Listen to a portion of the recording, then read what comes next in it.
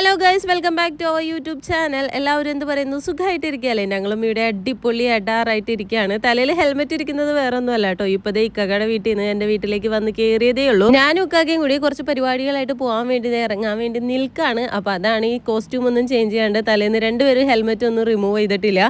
ഹയാസ് ആണെങ്കിൽ വീട്ടിൽ വന്ന പാടെ ഫ്രിഡ്ജിൽ തപ്പലിന് വേണ്ടിയിട്ട് കയറിയിട്ടുണ്ട് കേട്ടോ. ഉമ്മിച്ച് ഇവിടെ ഐസ്ക്രീം വാങ്ങി വെച്ചിട്ടുണ്ടാവും എന്നൊക്കെ പറഞ്ഞിട്ട്, പിന്നെ എന്തെങ്കിലും ചോക്ലേറ്റ്സ് ഒക്കെ ഉണ്ടോ എന്ന് അറിയാൻ വേണ്ടിയിട്ട് ഫ്രിഡ്ജ് സെർച്ചിങ് ആണ് ഹയാസിൻ്റെ പരിപാടി. അപ്പോൾ ഞങ്ങൾ ഹയാസിനോട് ടാറ്റാ ബൈ ബൈ സിയും പറഞ്ഞിട്ട് പോവാണ്. നമ്മൾ ബൈക്കിനാണ് പോകുന്നത്, അതുകൊണ്ട് തന്നെയാണ് രണ്ട് പിള്ളേരെയും കൊണ്ടുപോകുന്നില്ല. ഇന്നാണെങ്കിലേ വിഷുവിൻ്റെ തലേന്നും സൺഡേയും എല്ലാം കൂടിയാണ്. അപ്പോൾ റോഡിൽ അത്യാവശ്യത്തിലധികം കൺജസ്റ്റഡ് ആയിരിക്കും. മഴ പെയ്യാതിരുന്നാലേ ഞങ്ങൾക്ക് പോകുന്ന കാര്യങ്ങളെല്ലാം അടിപൊളിയായിട്ട് സാധിച്ചിട്ട് തിരിച്ചു വരാം എന്ന ധാരണയിലാണ് നമ്മൾ ടൂ വീലറിന് പോകുന്നത് കേട്ടോ. എനിക്കൊക്കെ ആകും ഭയങ്കര ഇഷ്ടമുള്ളൊരു റൈഡാണ് കേട്ടോ ടൂ വീലറിന് പോകുന്നത്. കാരണം വേറെ ഒന്നുമല്ല, നമുക്ക് ഇഷ്ടമുള്ള കടകളിൽ ഇഷ്ടമുള്ള സ്ഥലത്തൊക്കെ പെട്ടെന്ന് നിർത്താനായിട്ട് ഈ പാർക്കിംഗ് വലിയ കാര്യമായിട്ട് നോക്കേണ്ട ആവശ്യമൊന്നുമില്ല ടൂ വീലറിന് പോകുമ്പോൾ.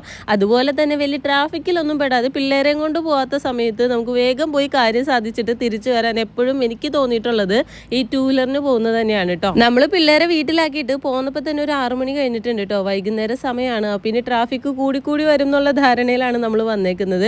അപ്പോൾ ആദ്യം തന്നെ നമ്മൾ എടപ്പിള്ളി ഭീമയിലേക്കാണ് കേട്ടോ വന്നേക്കുന്നത്. ഇവിടെ വന്നേക്കുന്നത് വേറൊന്നും കൊണ്ടല്ല, ഹംനാട് ഒരു പാദസരം ചെറിയൊരു കംപ്ലൈൻറ്റ് പറ്റി. നമ്മൾ വാങ്ങിയിട്ട് 1-2 മാസമേ ആയിട്ടുള്ളൂ. അപ്പോൾ അപ്പോഴേക്കും അതൊന്ന് കംപ്ലൈൻ്റ് ആയിട്ടുണ്ട്. അപ്പോൾ അവിടെ വന്ന് കൊണ്ടുവന്ന് കാണിച്ചു കഴിഞ്ഞപ്പോൾ അവരത് റെഡിയാക്കി തരാമെന്ന് പറഞ്ഞ് നമ്മൾ നേരെ അവിടുത്തെ തട്ടാൻ്റെ ആ സൈഡിലേക്കാണ് വന്നത്. അവിടെ വന്നപ്പോൾ അന്യായ ക്യൂ. സാധാരണ രീതിയിൽ ഞാൻ എല്ലാവരും പറഞ്ഞു കേട്ടിട്ടുണ്ട് ഈ വൈകുന്നേര സമയങ്ങളിൽ കാതുകുത്തില്ല മൂക്കുകുത്തില്ല എന്നൊക്കെ. പക്ഷേ ഈ ഇരിക്കുന്നവരെല്ലാവരും കാതുകുത്താനും മൂക്കുകുത്താനൊക്കെ ഇരിക്കുന്നത് കേട്ടോ.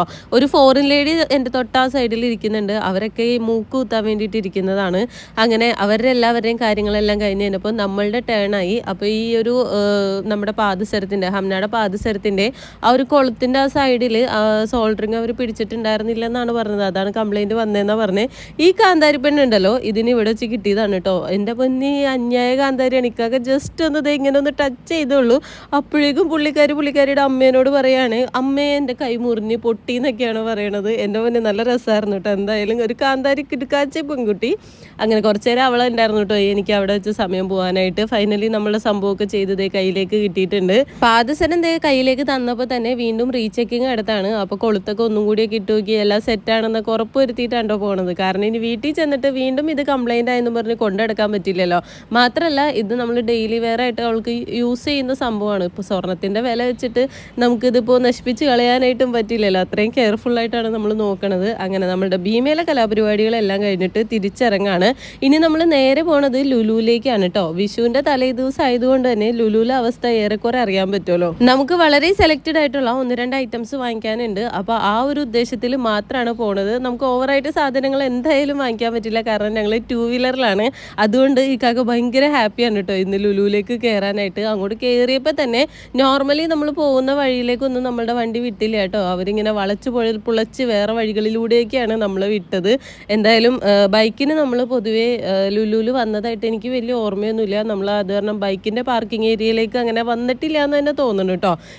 ഇതുപോലെ നമ്മൾ സാധനങ്ങൾ വാങ്ങിക്കാൻ ഒട്ടും വന്നിട്ടില്ല ബൈക്കിന്. നമ്മളങ്ങനെ ബൈക്കൊക്കെ പാർക്ക് ചെയ്തിട്ട് നേരെ ലുലുവിൻ്റെ ഉള്ളിലേക്ക് കയറി. ഇന്ന് ഞാനും ഇക്കാക്കെ ഏറെക്കുറെ ട്വിന്നിങ് ആണെന്ന് പറയാം കേട്ടോ. നമ്മൾ ബ്ലാക്കിൽ കുറച്ച് ഡിസൈൻ വർക്കുള്ള ഡ്രസ്സാണ് രണ്ടുപേരും ഇട്ടേക്കുന്നത്. എന്തായാലും എസ്കലേറ്റർ കയറി നേരെ മുകളിലേക്ക് വന്നപ്പോഴേക്കും ആ ഹൈപ്പർ മാർക്കറ്റിൻ്റെ ആ സൈഡിൽ ആളുകളുടെ തിരക്ക് കണ്ടപ്പോൾ തന്നെ നമുക്ക് എല്ലാ കാര്യങ്ങളും ധാരണയിലായി.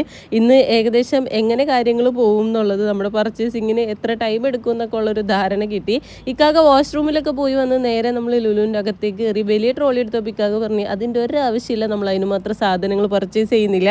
മാത്രമല്ല ആ വലിയ ട്രോളി അതിലെ ഉരുട്ടിക്കൊണ്ട് നടക്കാനുള്ള സ്പേസും ഇല്ല. അപ്പോൾ നമ്മൾ ചെറിയൊരു ട്രോളി എടുത്തു.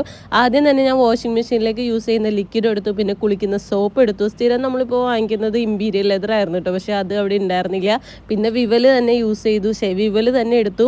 ഇക്കാക്ക അതിൻ്റെ ഇടയിൽ ഇക്കാൻ്റെ ഈ ഓട്ടോമോട്ടീവ് ഫീൽഡിൻ്റെ ഇത് ബന്ധമായിട്ട് എന്തെങ്കിലുമൊക്കെ കണ്ടിട്ടുണ്ടെങ്കിൽ അവിടേക്ക് ഇങ്ങനെ കുറച്ച് നേരം സ്റ്റക്ക് ആവട്ടോ. അതിൻ്റെ എല്ലാ ഇൻസ്ട്രക്ഷൻസും അതിൻ്റെ കണ്ടൻസ് ഒക്കെ ഇങ്ങനെ വായിച്ച് നോക്കിയിട്ടാണ് ഇക്കാക്ക പോരുള്ളൂ. ഞാനപ്പോൾ എൻ്റെ ഒരു മോയ്സ്ചറൈസർ തീരാറായിട്ടുണ്ടായിരുന്നു. അപ്പോൾ അതെന്തായാലും വാങ്ങിക്കാമെന്നുള്ള രീതിയിൽ നോക്കിയപ്പോൾ 575 രൂപ സെറ്റാഫിലിൻ്റെ. അപ്പോൾ അതിനെന്തായാലും വേറെ ഓഫറും കാര്യങ്ങളൊന്നുമില്ല. അപ്പോൾ ഇക്കാക്ക പറഞ്ഞു അത് അവിടെ തന്നെ വെച്ചിരിക്കും, നമുക്കുള്ളത് യൂസ് ചെയ്ത് തീർത്തിട്ട് പുതിയത് വാങ്ങിക്കാമെന്ന് പറഞ്ഞു. അങ്ങനെ അല്ലറ ചില്ലറ ആവശ്യം വേണ്ട കണസാ സാധനങ്ങളൊക്കെ എടുത്ത് നമ്മളുടെ ഈ ഫ്രൂട്ട്സിൻ്റെ വെജിറ്റബിൾസിൻ്റെ ഒക്കെ ഏരിയയിലേക്ക് വന്നപ്പോൾ ഭയങ്കര ഒരു വിഷു വൈബാണ് കേട്ടോ. എന്ത് ഭംഗിയായിട്ടാണോ എന്നറിയോ അവിടെയൊക്കെ ഡെക്കറേറ്റ് ചെയ്തിട്ടേക്കുന്നത്. നമുക്ക് വീട്ടിലേക്ക് കുറച്ച് കുറച്ച് സവാള വാങ്ങിക്കാനുണ്ടായിരുന്നു. അപ്പോൾ ഞാൻ സവാള വാങ്ങിച്ചു. അപ്പോൾ സവാളയുടെ വെയിറ്റൊക്കെ നോക്കിയിട്ട് മറ്റേ റേറ്റൊക്കെ അടിച്ച് വന്നപ്പോഴാണ് ഞാൻ നോക്കിയപ്പോൾ കണിക്കൊന്ന ഇരിക്കുന്നു കേട്ടോ. അവിടെ ഇങ്ങനെ പാക്ക് ചെയ്ത് വെച്ചിട്ടുണ്ട്. 65 രൂപയാണ്. ഈ വീഡിയോ ഇപ്പോൾ ഇറങ്ങുമ്പോഴേക്കും വിഷു കഴിഞ്ഞിട്ടുണ്ടാവും. വിഷുവിന് ആവശ്യമുള്ളവർ ഇനി അടുത്ത വിഷുവിന് കണിക്കൊന്ന കിട്ടാത്തവരുണ്ടെങ്കിൽ നേരെ ലുലുവിലേക്ക് പോയാൽ മതി. ഈ ഒരു സെക്ഷനിൽ എന്തായാലും കണിക്കൊന്ന ഉണ്ടാവും കേട്ടോ.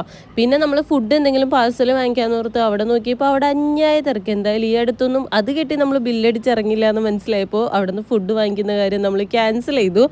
ഹയാസിൻ്റെ അവിടെ നിന്ന് ഒരു ഐസ്ക്രീം എടുത്തിട്ടോ. കാരണം ഹയാസ് വീട്ടിൽ വന്നപ്പോൾ തന്നെ ആ ഒരു ഫ്രിഡ്ജിനകത്ത് തപ്പിയൊരു സാധനമാണ് ഐസ്ക്രീം. അപ്പോൾ എൻ്റെ അടുത്ത് പറഞ്ഞിട്ടുണ്ടായിരുന്നു ഉമ്മി അതൊന്ന് വാങ്ങിക്കൊണ്ട് വരാനായിട്ട്. അപ്പോൾ ഒരു പാക്കറ്റ് ഐസ്ക്രീം എടുത്തു. അതിന് ഓഫറും ഉണ്ടായിരുന്നു കേട്ടോ. ഞാൻ പിന്നെ വീട്ടിൽ നിന്ന് സഞ്ചിയൊക്കെ പാക്ക് ചെയ്തിട്ടാണ്ടോ വന്നിട്ടുണ്ടായിരുന്നത്. കാരണം വീട്ടിൽ ഒരുപാട് സഞ്ചി ഉള്ളപ്പോൾ ഇനി ലുലുന്ന് സഞ്ചി വാങ്ങി കൂട്ടുണ്ടല്ലോ എന്ന് ഓർത്തു. ഇതൊന്നും യൂസ് ചെയ്യാതെ വെച്ചേക്കുന്ന സഞ്ചികളായിരുന്നു കേട്ടോ.